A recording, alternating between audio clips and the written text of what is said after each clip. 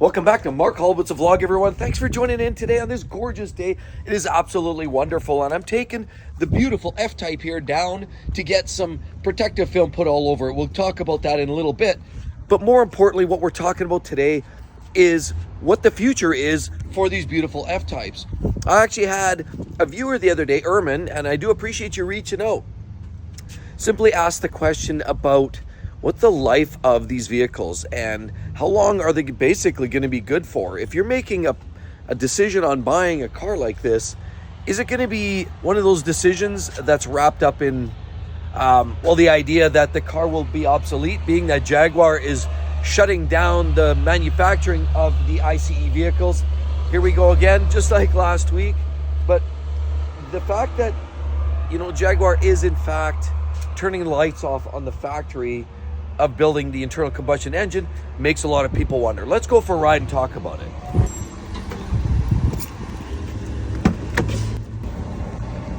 All right, let's get into the car here. What we have is a beautiful day. It's already 21 degrees Celsius and it's only 8:20 in the morning. So we've already started the car and it's great. Let's just keep this open because the sun is shining and the sky is clear. Now, what we're looking at here on top of what we're discussing about the life of these beautiful Jaguar F-Types is the sky. What is it? It's clear today. And so on top of the conversation about the future of driving one of these F-Types, Ermin asked the question about what the future is of these. I mean, Jaguar is still doing this, they're doing the 75 anniversary special car, or the special edition car. They've got, a lot of people driving these F-Types around, like myself, like a lot of you guys who own these currently today. But it's an important thing to think about whether there's a future in these cars, whether they're going to be around for a while, or whether, in fact, come 2025, that Jaguar is going to just basically turn the lights off on the manufacturing, the parts, the support, the background, any of these, and whether if you buy this for 130 grand today, and then 2 years later, all of a sudden the support's gone and you have yourself a $130,000 lump of iron, aluminum, plastic, and carbon fiber. And is it worth the trouble? Is it worth the hassle? A lot of people are asking that question, and so did Ermin ask the question. And the fact that the belief that it could be a huge risk buying one of these cars, with knowing that in 2 years Jaguar is fully committed to EVs, and they pretty much said there will be no more ICE or internal combustion F-Types around. It is worrying. It's worrying for a lot of people, and so that's a very valid question. And it does sometimes step into the idea of, the decision-making process of what you're buying next. One car I know that Ermin suggested maybe be looking at would be possibly a Porsche 911, and I think that's a great choice. I think, in my mind, you're looking at a few cars right now in that price point that would be all comparable. I mean, an F-Type is one car in that space. I've talked about the Corvette. The C8 is in that space. AMG GT cars by Benz. Obviously, a Porsche 911 always fits smack dab in that space, depending on with the 911, the trick there is you can spend anywhere from about 140, 150 grand, all the way up to kind of the sky's the limit, $500,000 if you want to get into it. So, Porsche 911, there's a lot of different options there, and it's a great car. So it's a tough decision, and a lot of people are kind of looking at some of the other options for the simple fact that Jaguar might be turning the lights off on this. But we'll get into that conversation. One thing I do want to talk about, I've been seeing a lot on social media about people kind of taking a run at Canada just because of all the forest fires. There's no shocker what's going on right now. It doesn't take very long to look at social media. Sometimes it depends where you live. Even look out your back door and you can quickly find how much smoke is out there. And I know right now as I'm speaking, Ontario, Quebec, over on the east side of Canada, kind of the left-hand side, if you will, without getting too political, the sort of socialist capital down on the east side, they're in a place right now where they're just getting smothered with smoke. They're getting smothered with, there's a lot of fires going on out in the sticks, and I'm just hearing a lot of Americans piping in and talking about, it's choking them all out. As it's drifting south, it's going down into New York State, and a lot of unfortunate people all over the place. People, New Yorkers, Americans, Canadians. Remember, the Canadians that are going through this right now, or anybody for that matter, and there's fires everywhere. It's not just in Canada. That impacts those directly. I mean, I know seems like a lot of attacks on the Canadians. In most cases, it has nothing to do with Canadians themselves. In a lot of cases, it's natural disasters. There's a lot of conspiracy theories around that too, which I don't know. I mean, you kind of everybody has their own thoughts around that. But at the end of the day, it's it's really not most Canadians' fault, and we're often in the receiving end of this, so we're all sucking in the smoke. Nobody wants that. Nobody likes it. It's just an unfortunate turn of events. Quite frankly, we had a really, really bad smoky term here a while back. I'd say about 2 weeks ago here in Edmonton, where I'm at. It was very, very smoky. It's the kind of smoky that 10 o'clock in the morning and the sky looks dark. It's almost like dusk, right? And you can see just that faint orange glow of a sun. You could actually look right into the sun because it's just so filtered out by the smoke that it's just a really, really odd time, and seems peculiar. Pardon I can't speak properly today. That it's happening so early. It's not uncommon to have some forest fires in these parts. Usually July, August, once the summer has had some time to build some heat, and obviously heat and the height of the sun and the length of the days basically generates more opportunity. Things often dry out. The rainy season's usually earlier in the spring, April, May, sometimes into June we get more rain. So then usually the moisture is enough to keep that at bay, but unfortunately that's not happening, and we're in an unusual year where it's really hot and really dry here in the last couple weeks, and it's happening across Canada. So it's a very unfortunate thing. It's unfortunate for Canadians, and it's unfortunate for Americans that are also experiencing the same thing, whether directly from Canadian, in the air and the smoke drifting, or even in your own state, if there's stuff going on down there too. It's really unfortunate because it takes 100 years to grow those trees back, and anyway, it's just unfortunate turn of events. But anyway, back to the task at hand, talking about it got me thinking, that comment about what the future is for the FType. And honestly, when I read that comment, I thought that's absolutely very insightful, and it's a serious concern, and I think there is a risk there. I think there's a substantial risk in buying an FType and having it 2 or 3 years later no longer support it. You can't buy after parts. You can't buy get servicing because maybe techs have transitioned their skill sets, or they're hiring new techs to learn the art of the electrification side of the industry, and maybe some of the traditional ICE type mechanics and technicians are moving on or doing something different, or retiring because a lot of them are from that generation. There's a lot of those concerns out there, and I think they're all very, very valid. I do believe that I've often thought about the same thing myself. Am I driving a ticking time bomb? And I think in some regards it's a concern. But what I will say to that, so in my opinion, so don't go on this, don't make some big financial decisions on a hunch. But from everything I've seen in the past, there's a lot of cars that have gone down this path. I talked to my buddy Ed, who works on a lot of these exotics, and the other day he was telling me he's working on a Lamborghini Diablo, and that car is we're talking a low production car from 3 decades ago, and very, very rare as it is.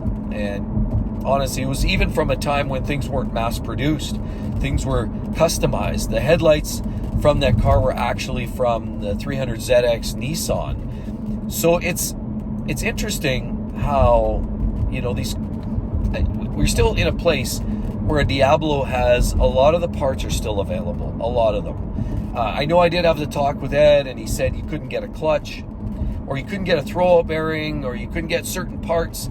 Some cases you have to get creative, use jobber parts or find alternatives, or or modify things or retrofit into other, newer versions of whatever. But there seems to be a way to keep that vehicle on the road. I mean, we're talking a 91, 92 Diablo, and it's still on the road. And he's in the process of rebuilding the gearbox on it, which coincidentally he didn't have. I remember I was just chatting with Ed there about a week ago on this, and he literally didn't have any torque specs. He didn't have any part numbers. He had nothing. He rebuilt his gearbox from bottom to top, because it needed a lot of love. Synchros were gone, gears were worn. There was a lot of parts and bushings and seals, and it needed a top to bottom on it. And he managed to get through it. It took a little extra labor because he had a lot of research and a lot of studies and extra time and care and attention to detail to make sure it was done right. But he got it done. And I think that speaks to what we're going to be seeing with the F-Type.